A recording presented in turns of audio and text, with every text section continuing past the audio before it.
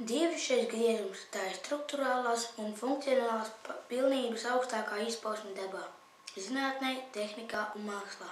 Turklāt nedrīkst nepieminēt, kā arī grāmatas, žurnāli, pasta, atklātnes, šokolāžu tāpels un citi priekšmeti ir zelta taisnstūra formā. Dievišķo proporciju princips tiek lietots ne tikai mākslā, bet arī mūzikā un literatūrā.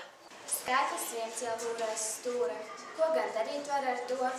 Vai to sēdināt uz mūra, vai ar sevi dalīt to? 1 + 1 ir 2. Tu to droši zini. Tālāk jau vairs nebija. 2 kopā sēžam mēs. 1 un 2 kopā 3.